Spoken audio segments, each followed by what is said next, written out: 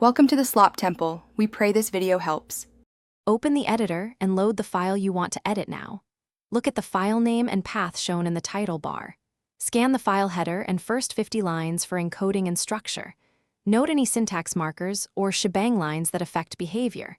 Check the status bar for encoding, line endings, and caret position.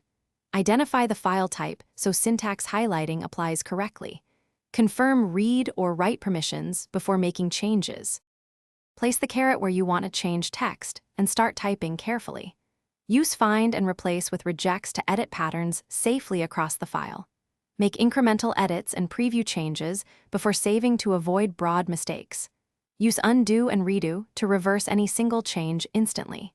Use multiple cursors when editing repeated lines or columns.